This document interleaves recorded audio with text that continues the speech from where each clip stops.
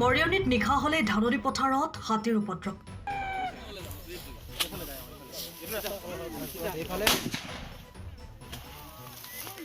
এতিয়া ৰাজ্যত কৃষকে বছৰেকৰ ধানকেইটা চোতালত নিবলৈ কৰিছে যা যোগাৰ। কিন্তু মৰিয়নিত কৃষকৰ কৃষিভূমিত বিনাতীৰ্থাই বিচৰণ কৰিছে বন্যহস্তীজাকে। বছৰজোৰা কষ্টৰে কৰা আঘোণৰ সোণালী ধানকেইটা কৃষকে পথাৰৰ পৰা ঘৰলৈ নিবলৈ নাপাওঁতেই গিবনৰ পৰা দৈনিক জাকে জাকে বন্যহস্তীৰ প্ৰৱেশ ন কৃষিভূমি অঞ্চলত।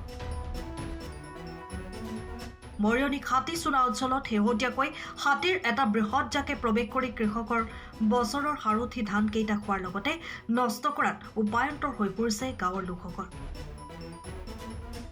বন বিভাগৰ লোকৰ বিৰুদ্ধে গাঁৱৰ লোকৰ অভিযোগ, বনকৰ্মী হাতী খেদিবলৈ যায় ঠিকেই, কিন্তু হাতী খেদি পঠিওৱা পৰিৱৰ্তে এটা নিৰ্দিষ্ট দূৰত্বৰ পৰা চাইহে থাকে।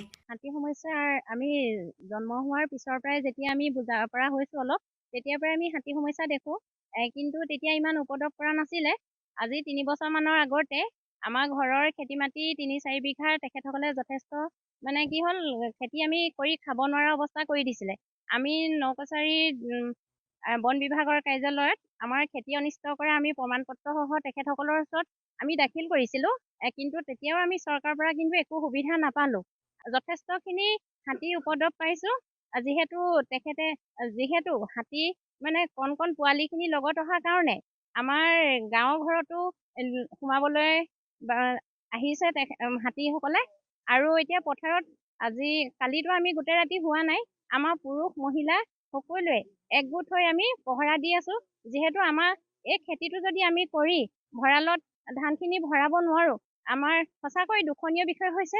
সেয়েহে মই চৰকাৰখনক অনুৰোধ কৰিছো যাতে আমাৰ ইয়াত এটা বিহিত ব্যৱস্থা কৰি দিয়ে। আমাৰ দিহিঙা পথাৰত সদায় হাতীয়ে আহি পেলাই বহুতো দিগদাৰ কৰে। বহুতো মানুহে সমস্যাৰ সন্মুখীন হ'ব লগা হৈছে।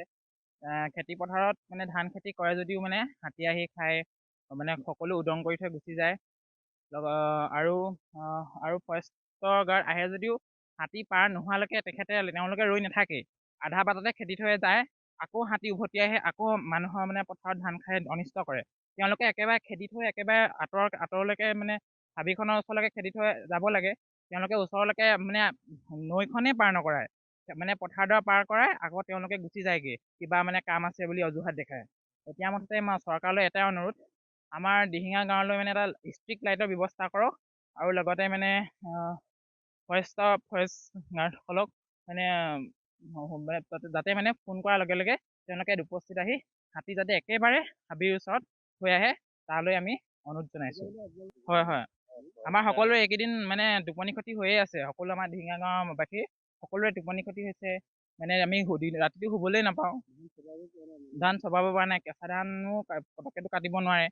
সেইটো কাৰণে আমাৰ বহুতো সমস্যাৰ সন্মুখীন হ'ব লগা হৈছে। Bureau report, time of Assam. সময়ৰ খবৰ সময়ত পাবলৈ ফলো কৰক টাইম অফ আছাম।